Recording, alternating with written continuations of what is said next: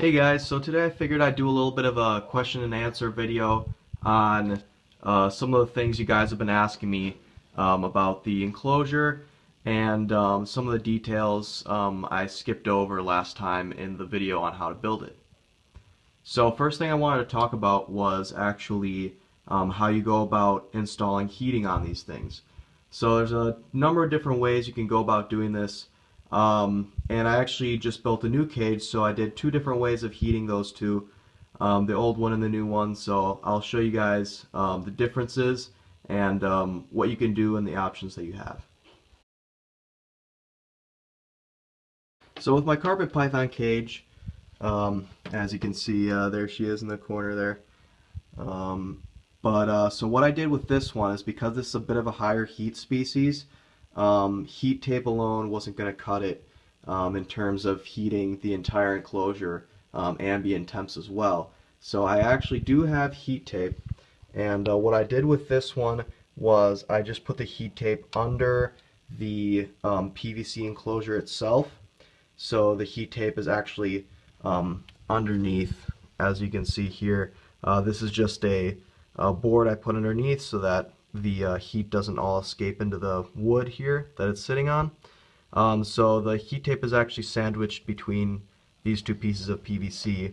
So it's under the cage, and it works pretty well. It maintains a hot spot of 95 or whatever I want it to be. But the thing is that it just doesn't really raise ambient temps in the cage at all. So what I needed to do then was actually use a heat lamp. So what I did with that was I had to actually cut a hole in the top, which you can see there, and I'll get a top view here, to install the heat lamp to raise the ambient temps in the entire cage. So what I did was I just basically cut a hole in the PVC, as you can see here. And then you can do this a number of ways, but what I did was you don't want the reptile to have any way of being able to contact the actual heat bulb, because if they do, they can get burned and seriously injured. So what I did was I secured this metal screen, which I sandwiched between this ring of acrylic which I cut. So you could do this different ways, but basically all you're trying to do is get a barrier between the bulb and the animal. So I just thought this would look nice, so I cut 2 rings of acrylic. I sandwiched the screen between the PVC cage and the acrylic ring, and I just screwed it in. So as you can see there, and I actually did this on both sides. Probably wasn't completely necessary to do both sides, but I thought it would kind of look a little nicer. So I'll open the cage here and give you guys a look at the ring on the inside. So same exact thing as what I had on the outside, except this is on the inside here. So acrylic ring, I just used 1/2-inch screws and pre-drilled the acrylic, of course, and screwed it right in, sandwiching the aluminum screen there. So this has actually got 2 layers of aluminum screen between the heat bulb and this little girl here. So that's what I did with this cage. I did a combo of under the tank heat tape as well as a heat bulb. So let's take a look at the other cage. So the method of heating I opted to go for in this new enclosure that I built was actually given to me. The idea was given to me by one of the commenters in the last cage building video that I made. So and it actually seems to worked out really well. Basically what I did, instead of putting the heat tape underneath the cage itself, I put it in the cage, but as you all know, that poses a risk to the animal. You don't want to have open heating elements where the animal can touch it. So what I did was I ran the heat tape through the back, so it's actually above, so that's why I built this construction, to have the bottom in this position, the joint in this position, so I could actually run the heat tape right over the bottom of the cage. I sanded out a little bit of an indent here so that the heat tape could fit right in there. And once I slid it in, I actually just took regular bathroom tile and basically just got the right size. You want to make sure it's the right length of the heat tape that you want in there, and basically just silicone it right over there. So I used a bathroom, kitchen and bath, 100% waterproof silicone, and I silicone the tile completely over the heat tape, so there's no gaps, nowhere where water can get through and touch the heat tape, because it's an electrical element, so you don't want any water to touch it. And so in this way, you've got the heat tape on the inside of the cage where it can generate the most heat, but yet it's not posing a threat to the animal. So these tiles themselves will actually heat up, and so your hot spot will be over here by the tiles. You can still put bedding over it and everything, because once it's been siliconed down, it's safe. And then this side will be the cool side, and hopefully it'll generate enough heat to actually sustain the ambient temperatures in the cage as well, which was something I couldn't do by putting the heat tape underneath the entire cage itself. Now that I've got the new cage actually set up and I've got some substrate down, I've got some plants and everything, I've got the heat going. So now I've actually tested it out and seen what this new heating system is capable of by running the heat tape in the actual cage with the tile. And this cage is for a Brazilian rainbow boa, so as you can see, it's a lot more humid. There she is, right there. You can see her. So what I did with this was, as you can see, the tile is underneath the cypress mulch. And that's going to generate a nice hot spot here of whatever you want it to be. And I thought that by running the heat tape on the inside of the cage, you'd get more of increase in ambient temps. But as it turns out, it doesn't really increase ambient temps a whole lot more than just putting the heat tape under the enclosure itself, like I did with the carpet python's cage. But what it does do is it makes a nice hot spot here. I've got it at about 87, 88 degrees. And then the other side of the cage is going to be about room temp, maybe a few degrees higher of whatever you have your actual house set to.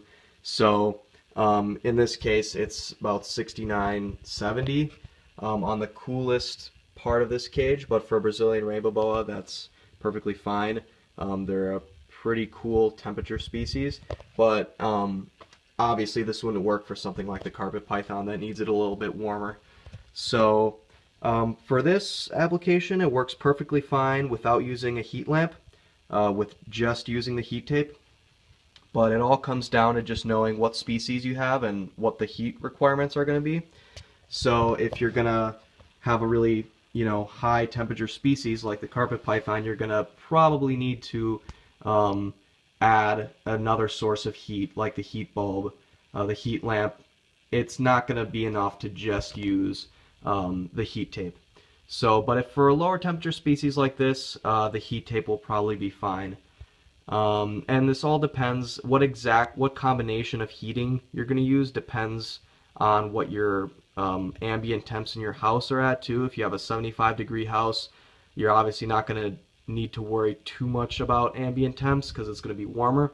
If you keep your house at 65, kind of like we do, so then you're going to need to be a little bit more aggressive on the heating. You might need to use a heat lamp and things like that. I feel like I kind of made it, I kind of talked down the idea of putting the heat tape actually in the enclosure in this way, but I do like using the heat tape in this way, actually running it into the enclosure itself. But in the end, as I said, it doesn't really make a whole lot of a difference whether you run it in the cage or out of the cage. It's pretty much just going to allow you to have a hot spot where it is. It's not going to really do too much for ambient temperatures. So with that said, basically do whatever's easiest for you. Run it inside the cage in this way, like I did with the tile and silicone it, or do it the other way where you run it actually outside of the cage, which might be a little bit easier. So basically, since they have about the same effect, you can do whatever is easiest for you and whatever you think looks best. So I wanted to talk real quick about lighting your enclosure. So we've covered heating, but if you want to have some sort of light for viewing your reptile, you're going to want to install some sort of LED lighting fixture or even fluorescent bulbs. But you definitely want to stay away from incandescents because they're going to generate a lot of heat, and if that's not an intended consequence of lighting the enclosure, then you're going to have unwanted heat in there, and you're going to have trouble controlling the temperatures in the enclosure. So what I'm using here is just an LED lighting fixture. I don't remember the exact model, but it was about $25 at Menards. And what you can do is just get anything that you think is going to basically look good for you, because for your viewing, because basically the snake here is not going to care what light exactly you have, because most of them are somewhat nocturnal, and having a great light is not going to be one of the priorities. So just get something that you think is going to look nice for you to view the enclosure. And I think this one here is something like 600 lumens. The one I have for the carpet python enclosure was like 1,000, and that was too much, so I kind of dimmed it down a little bit. So something in that range will probably work, and basically you just follow the instructions. If you know basic wiring, you can just wire the lighting fixture to a spare plug. Usually they don't come with a plug, and then just drill a hole in the top like here, and run the cord right out the top. And then usually the way they're attached is just by a couple screws, and that's what holds it on there, and there you go, you've got a light. So another thing I forgot to mention to you guys on details on making these cages is installing the ventilation holes. Because of course you want to have good ventilation throughout the cage. You want the air to be able to circulate, and it allows it to be heated better. And of course the snake is going to need some fresh air to be circulating through there. So let's go ahead and do that.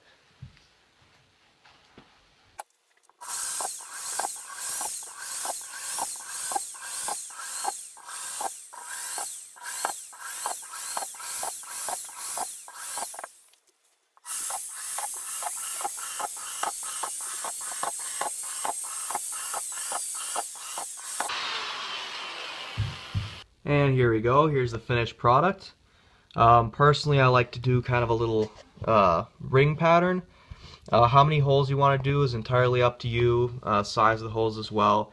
All depends on how much humidity you want to keep in there. If you want more humidity, you're going to make less holes, smaller holes. So for this cage is going to be for a Brazilian rainbow boa, so I'm going to want to have really high humidity. So I opted for like around a 1/4 inch drill bit, and I just made like 16 holes on each side. I did the same thing on the other side, and that way it allows the air to come in through one side basically and exit out the other, so it allows a continual circulation throughout the cage. So thanks for watching, guys. If you have any other questions or details that I forgot to cover, leave a comment down below. Let me know what else you want to know about making these enclosures.